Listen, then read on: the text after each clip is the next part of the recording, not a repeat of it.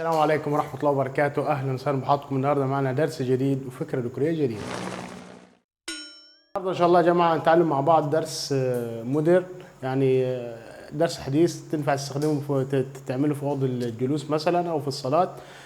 درس النهاردة يا جماعة بسيط جدا. معنا مثلا الجدار بتاعنا، معنا لزق 2 سم زي ما حضراتكم شايفين. هنبدأ باستخدام اللزق ال 2 سم من زاوية الجدار من فوق كده، ونبدأ نوصل زاوية الجدار من فوق بزاوية الجدار من تحت. هنشتغل يا جماعة الشغل ده على مستوى الجدار بشكل كامل. الناحية التانية نفس الحكاية، هنعمل علامة اكس. يا جماعة بعد ما عملنا علامة الاكس او حرف الاكس بتاعنا، الخطوة اللي جاية باستخدام مسطرة وقلم هبدأ اثبت المسطرة بتاعتي بالشكل ده. تمام، بشكل يا جماعة المسطرة تكون زاوية 90 على اللزق، ما تكونش كده ولا كده، كده هتخلف معانا في العلامات ومش هتطلع مظبوطة. تمام، هذه المسطرة زاوية 90 على اللزق، وهبدأ عند ال 30 سم واعمل علامة. طبعا يا جماعة ال 30 سم ده هينفع معاك على الجدار، أكبر جدار عندك هيمشي معاك الديكور بنفس المقاسات اللي أنا شغال بيها، مش هحتاج تكبر المقاسات يعني. الناحية التانية من تحت عند ال 30 سم واخد علامة. بعد ما خدت علامين يا جماعة باستخدام اللزق بتاعي هوصل العلامات اللي أنا عملتها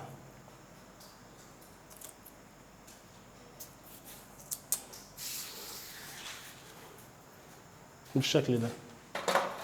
بعد كده برضو هقيس 30 سم واعمل علامة.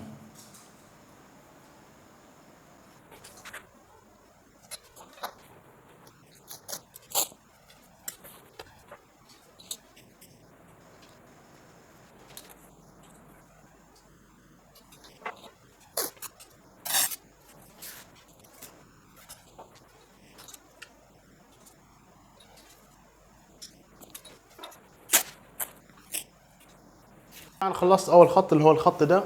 تمام، عملت عليه خطوط من فوق وعملت عليه خطوط من تحت 30 سم زي ما انتم شايفين. طبعا هكمل الجدار بتاعك بشكل كامل 30 سم. بعد كده عند الخط ده، الخط ده طبعا نفس الحكايه اللي عملتها مع الخط الاولاني اعملها مع الخط ده. انا هادي هنا مثلا في البدايه وهقيس 30 سم من هنا، 30 سم الناحيه الثانيه، وابدا اوصل.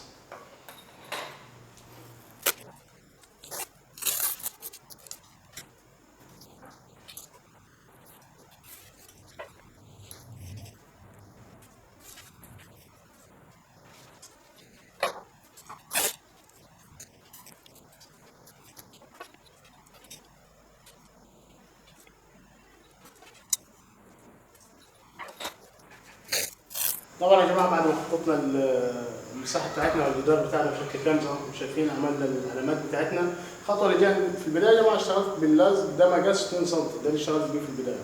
تمام، هبدا اجيب لزق 1 سم، ده 1 سم يا جماعه، ده اكمل بيه المرحله اللي جايه. باستخدام اللزق ال 1 سم طبعا ابدا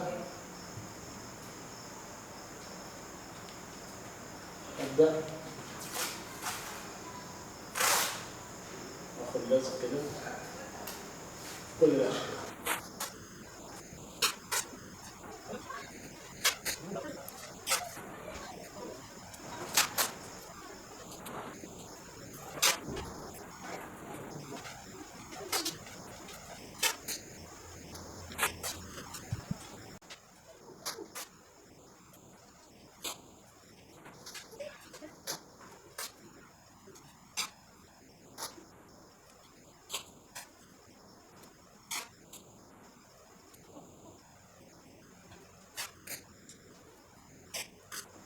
بعد ما خططنا الشكل بشكل كامل زي ما انتم شايفين، تمام، وخدنا خط كده في النص باللزق الواحد سم.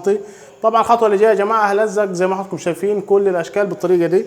هبدا من المنتصف واخد كده واحده هنا، واخد واحده جنبها نفس الطريقه. طبعا شغال من غير مقاسات يا جماعه، لو عايز تاخد مقاسات على الخط ده ما فيش عندك اي مشاكل، لكن انا عاملها بشكل تقديري يعني تكون مظبوطه.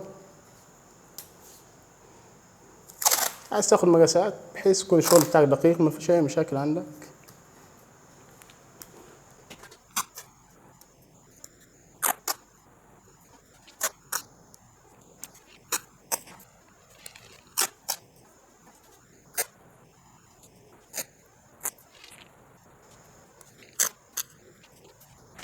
الخطوه اللي جايه طبعا يا جماعه مرحله التشطيب. طبعا عندنا طريقتين للتشطيب. الطريقه الاولى هتجيب اي دهان يكون اغمق من لون الارضيه. مثلا عندك الارضيه سيلفر مثلا، ممكن تدهن لون احمر، ممكن تدهن لون رمادي اغمق من اللون الرمادي ده، ممكن تدهن لون اسود، يعني لون يكون اغمق من لون الارضيه اللي احنا اشتغلنا عليها. الطريقه الثانيه ممكن ترش بالسبراي على كل الخطوط بتاعتك وبعد كده تشيل اللزق. طبعا النهارده انا هشتغل بالسبراي باستخدام سبراي اسود، عندي سبراي اسود، ارش على كل الخطوط وبعد كده اشيل اللزق بتاعي واشوف الشكل هيطلع معايا.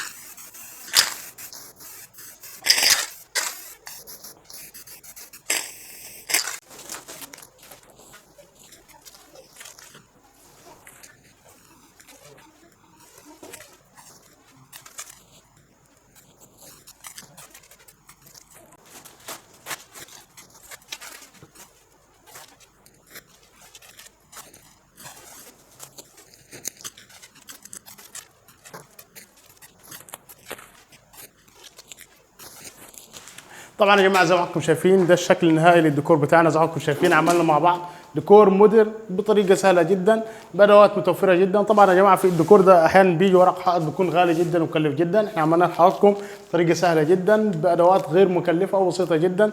يا ريت يا جماعه لو عجبكم الفيديو ما تبخلوش علينا بلايك وشير، لو ما شاركتوش في القناه اشتركوا في القناه فعلوا زر الجرس. اشوف حلقه من خير ان شاء الله في دروس قادمه افكار قادمه، والسلام عليكم ورحمه الله وبركاته.